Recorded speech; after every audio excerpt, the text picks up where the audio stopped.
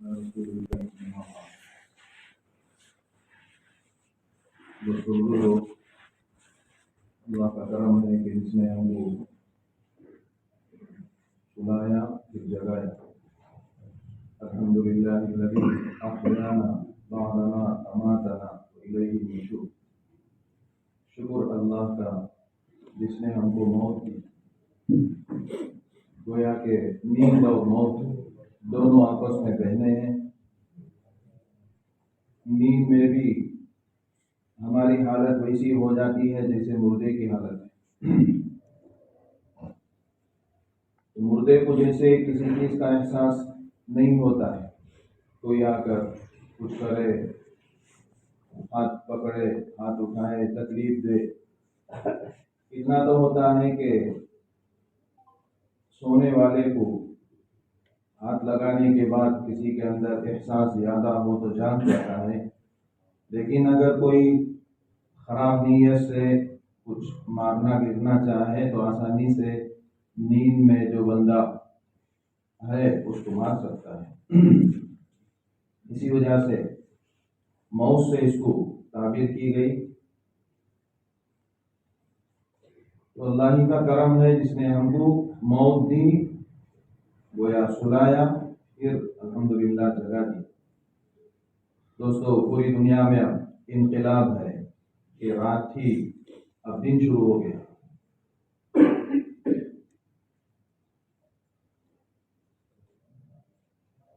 दोस्तों, मालूम हुआ कि यहाँ आप लोग बहुत ही शौक के साथ तफसीरी प्रोग्राम में शरीक होते हैं। तफसीर अल्लाह की जो मुराद है उसके समझने को कहते हैं। मौजूदा बुजुर्गों में से एक बुजुर्ग अल्लाह आपकी सेहत में, उम्र में बरकत नसीब फरमाए, उन्होंने फरमाया कुरान ही से मुताल्लिक़, अल्लाह की तरफ से हम बंदों को दो खत आए हैं। खत लिखने वाला अल्लाह है और खत जो पहुंचा है हम सब के पास। एक खत में एड्रेस है या अय्युहन्नासु, ऐ लोगो। दूसरे खत में एड्रेस है या अय्युहल्लज़ीना आमनू, ऐ ईमान वालों। दोस्तों, अगर किसी का खत हमको आता है और उसमें ऐसी ज़बान लिखी गई है जिस ज़बान को हम नहीं जानते,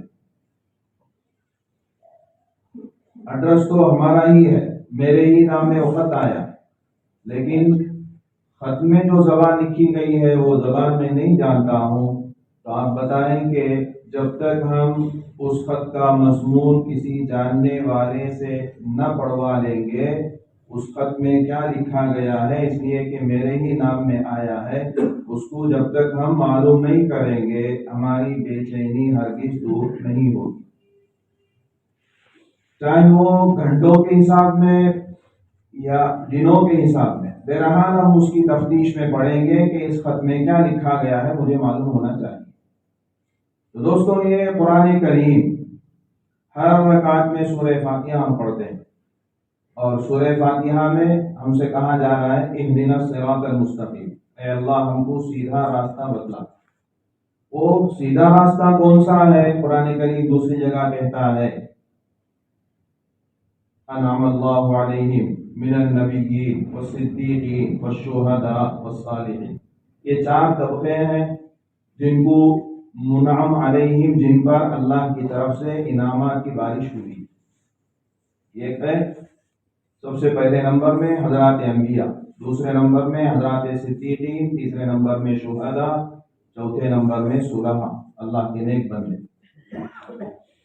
तो दोस्तों, ये मुनअम अलैहिम हैं, इन पर अल्लाह की तरफ से एहसानात, इनामात की बारिश हुई है। तो बंदा सूरह फातिहा पढ़ने वाला गोया ये दुआ अल्लाह ही हमको सिखलाया कि मेरे दरबार में ऐसी दुआ करो।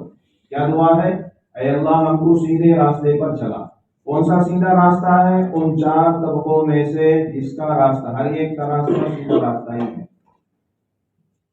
तो सूरह फातिहा के बाद सूरह बकरा है, बल्कि उसके बाद की सारी सूरत हमारे लिए मेरे दोस्तों हिदायत नामा पूरा कुरान। अल्लाह से मांगनी भी चाहिए कि ऐ अल्लाह قرآن کریم کی ہر آیت کے اندر ہدایت کا جتنا حصہ میرے حق میں آپ لکھے ہیں وہ مجھے دے دیجیے. ہماری دعا کا بلکہ ہر دعا کا ایک حصہ یہ ہونا چاہیے کہ اے اللہ قرآن کریم کی ہدایت کا جو حصہ آپ میرے حق میں لکھے ہیں، مجھے نہیں معلوم آپ کیا لکھے ہیں، میرا لکھے ہیں آپ، وہ حصہ مجھے دے دیجیے. اس کی آج ضرورت ہے، ہر زمانے میں ضرورت رہی ہے. میرے دوستو، سارے مسائل کا، ساری پریشانیوں کا حل اللہ نے قرآن کریم میں رکھا ہے. حضور علیہ الصلوۃ والسلام ایک موقع پر فرماتے ہیں فتنوں سے نکلنے کی ایک ہی صورت قرآن کریم کو مضبوطی سے تھامو. فتنوں کا تذکرہ حضور فرمائے صلی اللہ علیہ وسلم ایک مرتبہ، تو حضرات صحابہ پوچھ رہے ہیں یا رسول اللہ ان فتنوں سے نکلنے کی صورت کیا، ہم باہر کیسے آئیں؟ حضور علیہ الصلوۃ والسلام نے فرمایا بس قرآن کریم. تو حضور صادق و مصدوق ہیں جن کے سچے ہونے میں ذرا برابر بھی شبہ نہیں ہے. جب آپ علیہ الصلوۃ والسلام کہتی ہے کہ اسی میں ہم سب کے لیے ہماری پریشانیوں کا حل ہے، ہماری پریشانیاں دور ہوں گی، تو اس کے بعد کسی اور کی بات کی ہم کو ضرورت نہیں ہے. تو دوستو، اس وقت ہم کو قرآن کریم کو سینے سے لگانے کی ضرورت ہے. اس وقت ہمارا جو حال ہے قرآن کریم کے ساتھ، اللہ مان اللہ معاف فرمائے، اللہ کسی کو دولت دے دے تو اپنے 24 گھنٹوں میں سے کچھ حصہ وہ قرآن کریم کے لیے نکالتا ہے. ورنہ تو میرے دوستوں میں اپنے آپ کو بہت کچھ سمجھتا ہوں، لیکن میرا حال یہ ہے کہ نماز میں جو صورتیں پڑھی جاتی ہیں ان صورتوں کو کیسا پڑھنا چاہیے، اس کا طریقہ کیا، آج تک میں نے اس کے پیچھے محنت نہیں کی. محنت کیا بلکہ فکر بھی نہیں کی، وہ بات میرے ذہن میں بھی نہیں آئی. تو یہ کیا قرآن کریم پر ظلم نہیں ہے میرے دوستوں؟ تو 100% ظلم ہے. تو قرآن کریم جب میرے نام میں خط ہے، میرے ہی لیے اللہ بھیجے ہیں، اور سب سے بڑا معشوق تو اللہ ہی ہے، ہم سب اس کے عاشق ہیں. تو قرآن کریم کے ساتھ اس کے بعد سے تو الحمدللہ جو تفسیری پروگرام ہے یہ اسی لیے ہے کہ ہمارا تعلق دن بدن قرآن کریم سے بڑھے. قرآن کریم میں کتنے حروف ہیں؟ 28 حروف. ایک ایک حرف پر ایک دن محنت کرے، پورے 24 گھنٹے میں ایک حرف پر محنت کرے میرے دوستو. کسی سے منت سماجت کر کے، کسی عالم دین کو پکڑ کر کے، یا کسی قرآن کریم کو بہترین پڑھنے والا قاری ہے اس کو پکڑ کر، اس کا پاؤں پکڑنے کے لیے بھی ہم تیار، لیکن ہم کو تو قرآن کریم سیکھنا ہے. تو ایک حرف روزانہ ہم سیکھیں گے، اور زبانوں کو ہم کیسا استعمال کرتے ہیں، اس کا گرامر ہم کو کتنا یاد ہے، اور اس کے پیچھے کتنی محنت کرتے ہیں. تو کے بجائے کوئی تو کر کے بولے تو ہم سب ہنستے ہیں، حالانکہ وہ فانی زبان ہے، باقی رہنے والی زبان نہیں ہے. لیکن میرے دوستو یہ زبان تو باقی رہنے والی زبان ہے، یہ تو اہل جنت کی زبان ہے. عربی زبان تو اہل جنت کی زبان ہے، قرآن کریم کی زبان ہے، حضور انور علیہ السلام کی زبان ہے. تو اس زبان کو سیکھنے کے لیے کیا ہم ایک مہینہ نہیں لگا سکتے؟ ایک حرف پر ایک دن کے لیے پورے 24 گھنٹے میں ایک حرف الف، اس کے لیے پورے 24 گھنٹے لگتے ہیں. بالکل جیسا پڑھنا چاہیے، با تا جیسے پڑھنا چاہیے ویسا پڑھیں گے تو ایک مہینے میں پورے حروف یاد ہو گئے. پھر اس کے بعد قرآن کریم پڑھنا آسان ہو جائے گا. اللہ کرے کہ اللہ تعالیٰ ہم سب کو ہمارے سینے میں قرآن کریم کو محفوظ کر دے. تو دوستو ایک زمانہ ایسا تھا، کیسا زمانہ تھا؟ حضرت عمر ابن عبدالعزیز رحمۃ اللہ علیہ کے زمانے کا قصہ لکھا گیا ہے کہ فجر کی نماز میں مصلیاں آتے، فجر کی نماز سے جب فارغ ہو کر باہر جاتے، ہر مصلی دوسرے مصلی سے یہ سوال کرتا کہ تہجد میں تمہارے کتنے پارے ہوئے، تہجد میں تم کتنے پارے پڑھے. یہ کون خواص نہیں، نیک لوگ جو سمجھے جاتے وہ نہیں، بلکہ ہر نمازی دوسرے نمازی سے پوچھتا. اس سے کیا معلوم ہوا میرے دوستوں؟ قرآن کریم کا حافظ ہونا اس زمانے میں معمول تھا. گھر میں جتنے تھے سب حافظ ہوتے تھے، اور حافظ ہونا کوئی تعجب کی بات نہیں تھی. اسی لیے تو عام مسلیان جتنے نمازی ہیں، ہر نمازی دوسرے نمازی سے یہی سوال کرتا ہے کہ تہجد میں کتنے پارے پڑھے. تو یہ ایک دور، زمین و آسمان ایسے دور کو بھی دیکھے ہیں. اللہ کرے کہ وہ دور دوبارہ لوٹ کر آئے. تو وہ دور جب اللہ وہ دور دکھایا تو دوبارہ وہ دور کیوں نہیں دکھا سکتا؟ آج بھی دکھا سکتا ہے. لیکن میرے اندر کتنی طلب ہے، قرآن کریم کو سیکھنے کا کتنا شوق ہے، یہ اللہ ہم کو دیکھنا چاہتے ہیں. ہم سب اپنے طور سے محنت کر کے اس کے پیچھے محنت کریں گے. قرآن کریم کو اگر الحمدللہ پڑھ رہے ہیں، الحمدللہ بہت سے نیک حضرات ایسے اسی مجلس میں تقریباً پورے کے پورے ہوں گے کہ روزانہ کی 24 گھنٹوں کا ایک حصہ قرآن کریم کی تلاوت میں لگتا ہے. اللہ کرے کہ ہم کو بھی اس میں شامل کرے. دوستوں، پڑھنے والے لوٹنے والے بہت کچھ لوٹے ہیں. حضرت فضیل ابن عیاض رحمۃ اللہ علیہ، آپ حضرات سنے ہوں گے واقعہ. کیا تھے؟ ڈاکوؤں کے سردار تھے. ڈاکو نہیں تھے بلکہ ڈاکوؤں کے سردار تھے. کسی گھر میں ڈاکہ زنی کرنی ہے تو چیلنج کر کے جاتے تھے.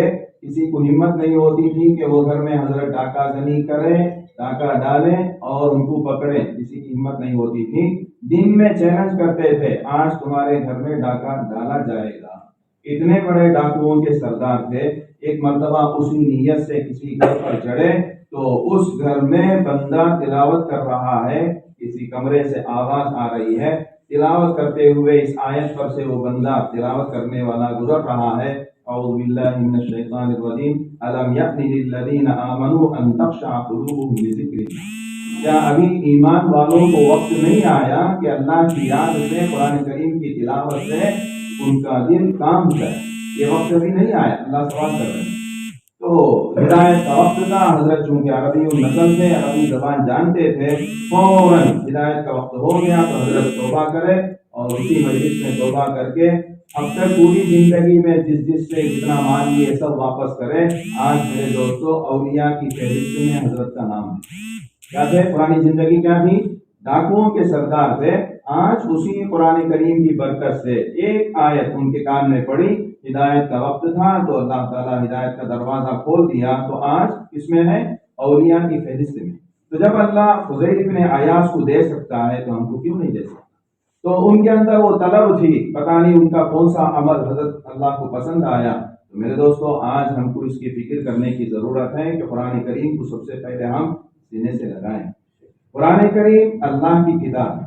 اس سے بہتر اور کوئی کتاب نہ تھی، نہ ہے، نہ آئندہ زمانے میں آئے گی. تو یہ سب چیزیں ہم کو اپنے دل میں بٹھانے کی ضرورت ہے. ہماری نگاہ کسی اور کتاب کی طرف نہ جائے. ہاں، ضرورت کے لیے ہم اور کتابوں کو پڑھیں گے لیکن اس کو جہاں رکھنا ہے وہیں رکھیں گے.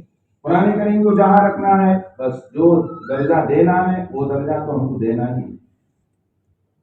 دوستوں، زمینی کائنات میں ہم غور کریں. بڑی بڑی چیزوں میں سے کون سی چیز ہے زمینی کائنات میں؟ کعبہ ہے. کعبے کا جب تصور ہوتا ہے تو فوراً ہم کیا کرتے ہیں؟ پیر اگر لمبا کیے ہیں تو پیر چھپڑ لیتے ہیں. ادھر تو کعبہ ہے. فوراً ادب کی وجہ سے. اور ادھر تھوکنا چاہیں تو نہیں تھوک رہے، یہ تو قبلہ ہے، ادھر نہیں تھوکنا. تو کعبے کا اتنا احترام ہمارے دلوں میں. اسی طرح عرش و کرسی کا بھی احترام ہے. آسمان کی اوپر کی جو کائنات ہے اس میں عرش و کرسی کا جو پاور ہے وہ ہم سب کو معلوم ہے. حضرات انبیاء علیہ الصلوۃ والسلام کیسے مقدس ہیں، ان کی عظمت ہمارے دلوں میں الحمدللہ ہے. کوئی نبی کے خلاف بولے ہم برداشت نہیں کر سکتے. پوری امت مسلمہ میں سے کوئی برداشت نہیں کر سکتا، بلکہ امت محمدیہ میں سے بھی بہت سے ہیں جو حضور کے خلاف ہو یا کسی نبی کے خلاف برداشت نہیں کر سکتے. تو زمینی کائنات میں میرے دوستوں کعبہ ہے اور مقدس ہستیاں حضرات انبیاء کی ہیں. اور فلکی جو اوپر کی جو کائنات ہے اس کائنات میں عرش و کرسی ہے. یہ سب مقدس ہیں لیکن یہ سب اللہ کی بنائی ہوئی چیزیں، اللہ کی مخلوق ہے. لیکن قرآن کریم اللہ کی مخلوق نہیں ہے، اللہ ہی کی صفت. اللہ کب سے ہے؟ اسی وقت سے اللہ کا کلام بھی باقی. اللہ کب سے ہے ہم کو معلوم نہیں ہے. تو جب سے اللہ ہے اسی وقت سے میرے دوستوں یہ اللہ کا کلام ہے. تو اللہ کا کلام اللہ کا بنایا ہوا نہیں ہے، خود اللہ کے اندر سے نکلا ہوا ہے. تو ایسے کلام کو اللہ جب ہم کو دیا ہے، بغیر مانگے دیا ہے، تو اس کی کتنی قدر ہونی چاہیے، اس کی طرف میں ہم کو کتنا اس کے پیچھے پڑھنا چاہیے. ہمارے اسلاف تو اس قرآن کریم کے پیچھے پڑھ کر کے اللہ کی مراد کیا ہے معلوم کرتے کرتے کتنی کتابیں، کتنی تفسیریں لکھی ہیں. ان کی فہرست اگر ہم نکالیں تو ہم شمار نہیں کر سکتے. لیکن آج تک بھی کسی نے قرآن کریم کی تفسیر کا حق ادا نہیں کیا اور نہ قیامت تک کر سکتا ہے. ایسا سمندر ہے جس کا کنارہ نہیں. قرآن کریم ایسا سمندر ہے جس کا کنارہ نہیں ہے. دنیا کے جو سمندر ہیں اس کے لیے تو کنارے ہیں، ساحل ہیں، ہم جاتے ہیں سمندر دیکھنے کے لیے، لیکن قرآن کریم ایسا سمندر جس کا کنارہ آج تک نہیں، قیامت تک بھی اس کا کنارہ نہیں ہو سکتا. تو ایسی دولت ہمارے پاس ہمارے درمیان میں ہے، اس کے ساتھ کیسا معاملہ ہونا چاہیے. ہم کیا معاملہ کرتے ہیں؟ زیادہ سے زیادہ اگر کوئی دلہن سسرال کو جا رہی ہے، ہمارے گھر سے جا رہی ہے، تو اس کے ہاتھ میں دے دیتے ہیں. بس ایک برکت کی چیز ہو گئی میرے دوستوں، یقیناً برکت کی چیز ہے، لیکن اس سے بڑھ کر ہدایت کی. قرآن کریم سے بڑھ کر ہدایت نامہ کوئی آج تک قرآن کریم پڑھ کر کے مشرک نہیں بنا. بہت سے مشرک آج الحمدللہ قرآن کریم کو پڑھ کر کے مسلمان ہوئے، اپنے شرکیہ کاموں کو چھوڑے. بات لمبی ہو جائے گی میرے دوستوں، مختصراً میں کہتا ہوں. یہ صوبہ تمل ناڈو کا ایک بیچارہ 13 سال اس نے قرآن کریم کا مطالعہ کیا. اس کا پرانا نام ہے پیریار داسن. بہت بڑا سائنسدان تھا وہ. امریکہ میں اس سے سٹیزن حاصل تھی، شہریت حاصل تھی. بڑا سائنسدان، ابھی چند سال پہلے کی بات ہے. تو 13 سال قرآن کریم کو پڑھا وہ اسی حالت میں، پرانی حالت میں، جبکہ ابھی اسلام قبول نہیں کیا. اور ایک جگہ قرآن کریم کو خریدا اور اس میں 800 صفحات ہیں. تو قرآن کریم کو خرید کر کے فوراً ہی اسی گلی میں بک بائنڈر کوئی تھا، اس کے پاس جا کر دے رہا ہے، یہ 800 صفحات کا قرآن ہے، اس کو تم پورے طور سے کھول کر کے ہر ورق کے بعد ایک سادہ ورق رکھو، گویا 800 کو 1600 بنا. اور اسی نیت سے اس نے کہا تھا. کس نیت سے؟ تو اس نے کہا، اس کو تعجب ہوا کہ اتنا اچھا قرآن ہے، مضبوط قرآن ہے، جلد اس کی اچھی ہے، تو پھر اس کو کھولنے کے لیے تم کہہ رہے ہو، تو تم کو پیسے سے مطلب ہے، میں جو بول رہا ہوں وہ کام کرو. بہرحال وہ قرآن لے کر آ گیا. تو اس کی نیت یہ تھی کہ پہلے صفحے میں جو مجھے اشکالات ہوں گے وہ سن کر رکھا تھا کہ قرآن کریم میں بہت سی ایسی ویسی باتیں ہیں، تو جو بھی اشکال ہوگا اسے میں اگلے صفحے میں، خالی صفحے میں نوٹ کروں گا. دوسرے صفحے میں جو اشکالات ہیں اس کے بعد کا جو خالی صفحہ اس میں نوٹ کروں گا. تو دوستوں اسی کا بیان ہے. وہ کہہ رہا ہے کہ میں قرآن کریم کو پڑھنا شروع کیا اور اشکالات نوٹ کرنا شروع کیا. پہلے صفحے میں جو اشکال تھا وہ دوسرے صفحے میں دور ہو گیا، دوسرے صفحے میں جو اشکال تھا تیسرے صفحے میں دور ہو گیا. قرآن کریم ادھر ختم ہوا، میرے پورے اشکالات ختم ہو گئے. اسی وقت وہ کلمہ پڑھ لی. اس کا آج نام ہے عبداللہ داسن. اس کا انتقال بھی ہو گیا. تو دوستو یہ ہے قرآن کریم. جب غیر پڑھ کر کے قرآن کریم سے متاثر ہو کر کے کوئی اس کو ہدایت نہیں دیا، کوئی دعوت نہیں دیا، وہ خود اس مشرف اسلام ہوا، تو ہم جب پہلے ہی سے اللہ ہم کو مسلمان گھرانے میں پیدا کیے ہیں تو ہمارا تعلق خدا سے کیوں نہیں بڑھے گا؟ یقیناً بڑھے گا میرے دوستو. آج ہم ہمت کریں گے اور اسی مجلس سے اللہ کی ذات سے امید ہے کہ ہم بڑی امیدیں لے کر کے، دین کی مجلسیں ایسی ہی نہیں ہوا کرتی ہیں کہ بیٹھے سنے چلے گئے. نہیں میرے دوستو، یہ دین کی مجلس گویا کہ ہماری روحانی غذا، جیسے جسمانی غذا ہے ویسے ہی روحانی غذا ہے. روحانی غذاؤں میں بھی درجہ ہوتا ہے، تو بڑے درجوں میں سے ایک درجہ قرآن کریم کو پڑھنے سے اللہ سے کتنا قریب ہوتا ہے بندہ، وہ احادیث میں اس کو بتلایا گیا کہ قرآن کریم ذکر سے اتنا قریب نہیں ہوتا جتنا قرآن کریم کی تلاوت سے آگے بڑھتا ہے. مولانا الیاس رحمۃ اللہ علیہ فرمایا کرتے تھے، قرآن کریم وہ ہمارے سینے میں کھولے جانے کے لیے، ہم کو سمجھ میں آنے کے لیے بہترین وقت تہجد کے بعد سے، فجر سے پہلے. حضرت فرماتے ہیں ایک آیت، پورا صفحہ نہیں، ایک آیت کم از کم اس وقت میں تم پڑھ لو. تہجد پڑھے، ایک آیت پڑھ لیے، بس رکھ دیے. قرآن کریم کو دیکھ کر پڑھے تو دیکھو ہدایت کے کیسے دروازے اللہ کھولتے ہیں. خود حضرت کا تجربہ ہے اور پوری دنیا کو حضرت علا کر رکھ دیے. آج ہم حضرت ہی کے دوپہر میں یہاں بیٹھے ہیں. تو دوستو ہمارے اکابر قرآن کریم کو سینے سے لگائے، قرآن کریم کیا چیز ہے سمجھے. جب اللہ ان کے ساتھ ایسا معاملہ کیا تو وہ خدا ہمارے ساتھ کیوں اچھا معاملہ نہیں کر سکتا؟ یقیناً کرے گا. تو یہ حدیث ہے، بات ختم ہو جائے گی میرے دوستو. قرآن ہی سے متعلق ایک حدیث ہے. حضور فرماتے ہیں، ایک موقع پر حضور نے فرمایا صلی اللہ علیہ وسلم، پانی لگنے سے لوہے کو جیسا زنگ لگ جاتا ہے، پانی لگنے کی وجہ سے لوہے کو زنگ لگ جاتا ہے، وہ زنگ ہم کو نظر بھی آتا ہے۔ حضور فرماتے ہیں ایسا ہی ہمارے دلوں کو بھی زنگ لگ جاتا ہے، لیکن دلوں کا زنگ لگنا نظر نہیں آئے گا، لیکن کہہ رہے ہیں کون؟ حضور فرما رہے ہیں تو ہم کو لوہا جس میں زنگ لگا ہوا ہے اس کو دیکھ کر کے ہم کہتے ہیں کہ یہاں اس حصے میں زنگ لگا ہے، اس سے زیادہ ہم کو یقین ہونا چاہیے کہ میرے دل میں زنگ لگا ہوا ہے۔ حضرات صحابہ تھے، فوراً اونڈے سیدھے سوالات جیسے ہم کرتے ہیں ویسا نہیں کیے، یہ نہیں پوچھے یا رسول اللہ کیسا زنگ لگ جاتا ہے۔ فوراً حضرات صحابہ کا سوال یہ تھا کہ حضرات یا رسول اللہ اس زنگ کو دور کرنے کی صورت کیا؟ اللہ جزائے خیر دے حضرات صحابہ رضی اللہ عنہم اجمعین، ان کے سوالات سے ہم کو کتنے مسائل حل ہو گئے۔ تو سوال کیا کیے؟